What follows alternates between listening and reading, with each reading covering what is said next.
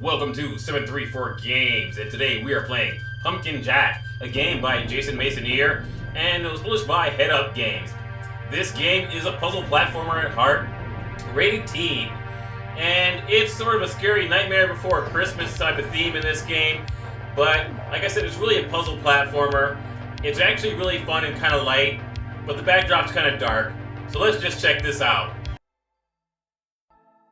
Once upon a time, in the great Arkansas Kingdom, the world lived in peace and coexistence between the humans, the animals, the birds, even the cute little bunny rabbits. It was an age of prosperity without anything to fear of war, famine, catastrophe. It was so very boring. So boring, in fact, that even the devil himself was bored brainless.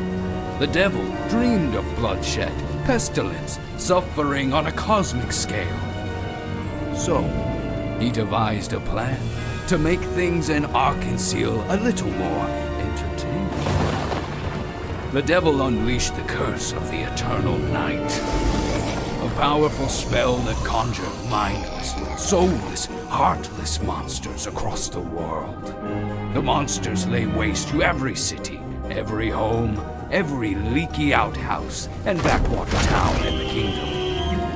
It was beautiful, but for some reason, the humans quite enjoyed their safe, boring little lives.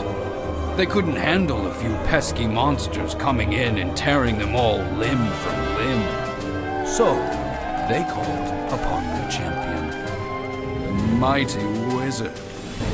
A sorcerer with the skill and intellect to break the curse and usurp the devil's power. The wizard departed his luxurious tower and his studies to find the power he needed to break the curse of the eternal night. Very well, the devil said. Two can play that game. And who knows, this might be the fun I've been looking for. So in response to the wizard's quest, he called upon a champion of his own. Stingy Jack, history's greatest trickster and con artist, banished to wander the world as a wayward spirit. The devil crammed Jack's soul into the skin of a pumpkin and made him a deal. The devil would forgive Jack's past misdeeds and grant him passage to the afterlife. And in return, he gave Jack one simple mission: find the wizard and destroy him. If you are enjoying the indie content here on 734 Games, feel free to smash that like button, or you can subscribe, or you can make a suggestion down below on what games I should cover in the future. And especially if you're an indie developer and maybe you have a game that's not getting the attention that it deserves, you hit me up. Hit me up in the description or whatever. You can hit me up on YouTube, Odyssey, or BitTube TV. Those are three sites. BitTube TV and Odyssey are open source sites that you can watch and earn crypto. Those are really two awesome competitors to YouTube. And if you're watching, you don't know about that, and you're thinking of doing videos, then check out those two sites. But if you want to support indie content here on YouTube, like I said, smash the like button or subscribe. That helps out a lot on here on YouTube and on those other platforms as well. And now we're talking about Pumpkin Jack, a game for anybody who's kind of looking forward to Psychonaughts 2. Now, Psychonauts 2 is done by Doublefine. They were a small developer for many, many years, and they were bought out by Microsoft, sadly. And I mean, that's good for them because now they're getting the money they deserve. But it's bad for you if you're a Linux user, because all the Doublefine games, they were almost like a first-party Linux developer. Now they're gone, and there's a void there. Valve is kind of taking over the first party for Linux, and you can get Pumpkin Jack on that platform as well. You can get Pumpkin Jack on Steam. You can get it on the Switch. You can get it on the current gen and next gen Xbox and PlayStation consoles. So this game is everywhere, and it is worth your time. Oh yeah, and I almost left out, this game is available on the Epic Game Store as well as GOG and Steam for PC users. It's not available on Linux, but you could probably figure out how to play this on Linux. I'm sure the Steam version probably plays on Linux just fine. I could not get the GOG version, but I didn't try too hard. But I did not get the GOG version to run in Linux. This game, like I said, is a puzzle platformer, and after that piece of British dialogue, there is really no other dialogue in the game as far as audible dialogue. Most of the dialogue is text-based, more like a sort of a comic bookish style. The game, though, as far as audio presentation, is actually very well done. It has great music. I love the orchestral score. I like even the sound effects. Everything works just like it's supposed to on that end. It reminds me a lot of another game called A Hat in Time. I did a video about that one a long time ago. That was a really good game, and this seems to be a fun game. This kind of reminds me, the gameplay here reminds me of Super Lucky's Tale or Mario 64 or the newer Mario titles. And those are actually really good, They're AAA games, but they actually are really good platformers. There's a few AAA platformers that still kind of have that nice whimsical style where it makes you think, but it has a really cool, backdrop and decent presentation. This is an indie game, and it does the same thing as those games. You just have that sort of dark, Nightmare Before Christmas-esque sort of backdrop. But the game is the story is obviously a part of the game, but the game is really pretty much a light platformer that I think most people can enjoy. Now, it's aimed at teens and up. They don't aim it at kids just because of the dark backdrop. But it is definitely a game that probably kids can play. It's not like a game that you wouldn't want your little child to see you playing. It's not like that. But it just kind of has, I guess some parents would be uncomfortable with some parts of the story. Before I say anything else about Pumpkin Jack, one really great thing about this game, obviously, because it's an indie game, it does not have any microtransactions or DLC. If it gets DLC in the future, I hope it gets the kind of DLC where it's just like a whole new quest added onto the game, a totally different Pumpkin Jack adventure. That's the kind of DLC that I enjoy, that I think is done right. A DLC I don't like is DLC that should have been in the main game in the first place, and then they basically add it later after they've held it back for months. That kind of sucks, or after they held it back for like a week or whatever. That kind of sucks. That's not a problem here with Pumpkin Jack whatsoever. So you can definitely enjoy this game without microtransactions or DLC. Now, one of the reasons I compare this game to Psychonauts 2 is because, like Doublefine, this developer has delivered a AAA experience under an indie package. And at the end of this video, there's going to be a point where I'm not speaking, there's going to be no dialogue, where it's just going to show you how epic this game can feel and how epic this game can be in certain areas, in a certain levels. So you're going to see that later on. But this game is a AAA experience in a way under an indie package. But of course, it's a platformer. With platformers, sometimes you have less is more. And like sometimes, like you look at platformers like Ratchet and Clank, and sometimes it's too much like a movie.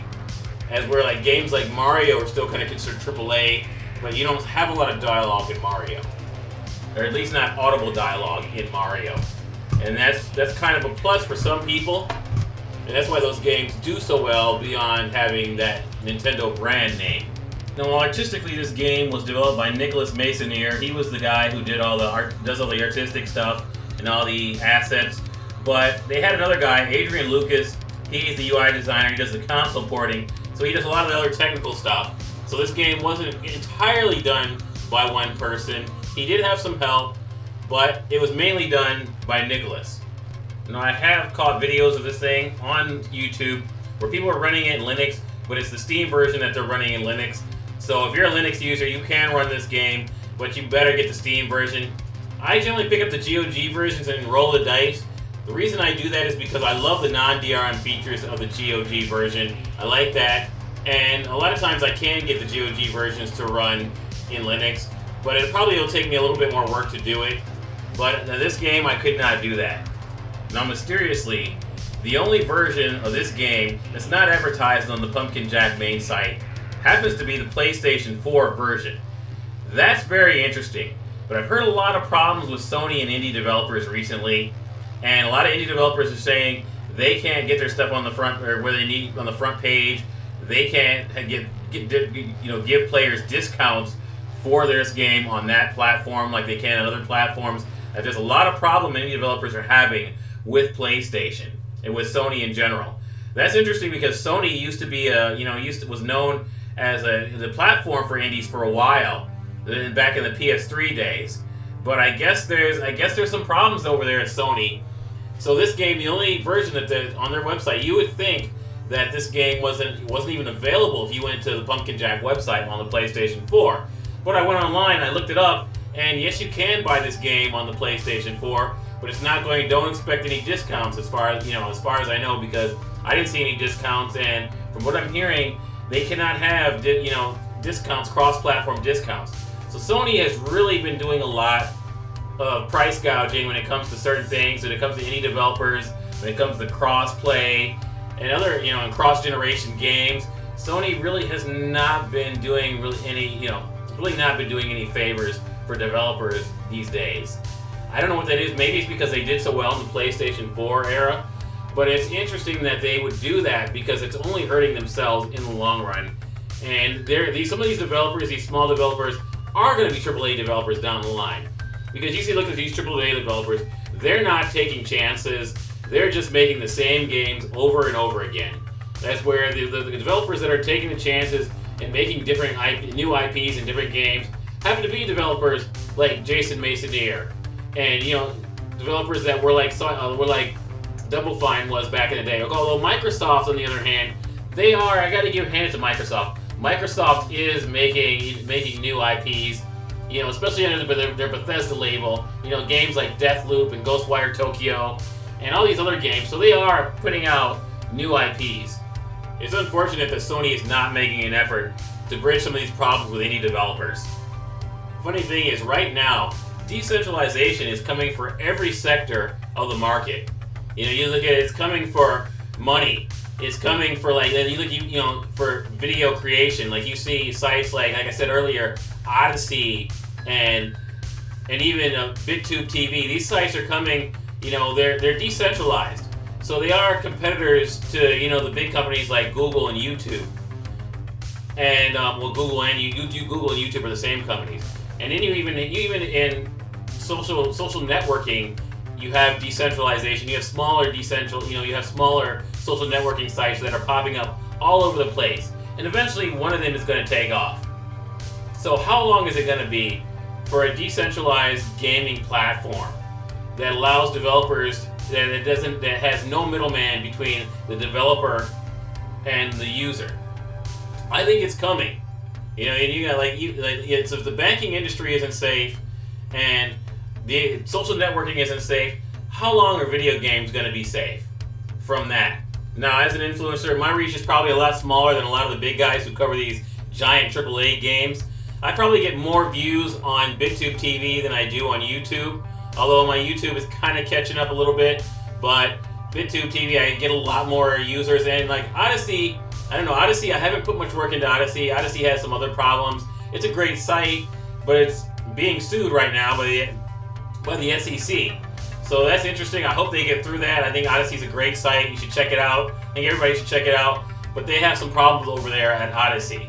Now, if this channel does anything more than just show you good games, or besides showing you good games that I hope you enjoy, what I want to do is I hope I get exposure for some of these indie developers, because a lot of them have put a lot of their heart into these games, and they deserve whatever credit they can get. I mean, they deserve to pretty much go as far as their talent will take them. Now, one of the reasons that indie games are such a bright spot in the industry is, we've had greed in the industry from the big AAAs for a very long time. But now things are kind of taking a different turn. Like, you look at false scarcity with consoles. Like, if Microsoft and Sony wanted every gamer to have a console, they wouldn't have shipped them to retailers who only put them online. They would actually tell retailers, hey, you need to put these consoles in your store. Sony is having such a hard time selling games in their home country that they don't know what to do.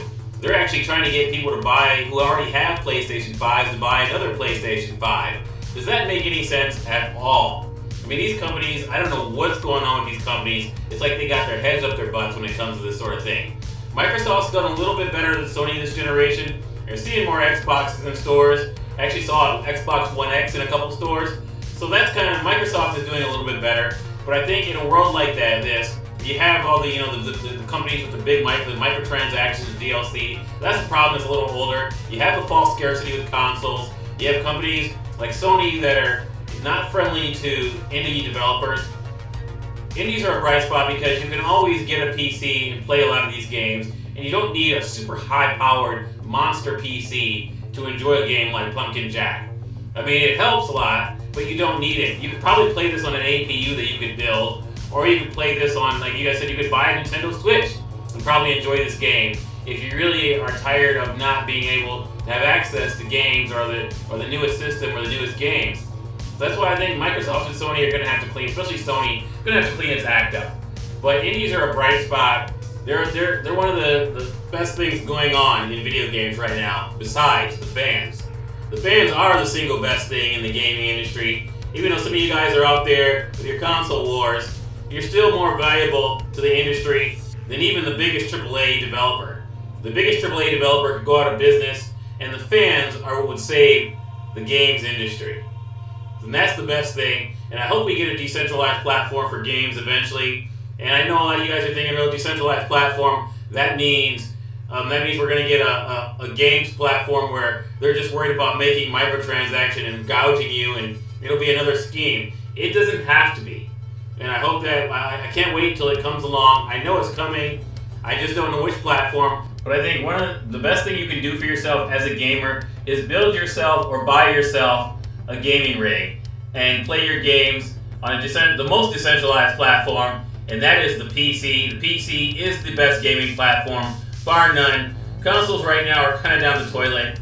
And that's pretty much it for this episode of 734 Games. This is your host Tom, signing off from 734 Games, where gaming is alive.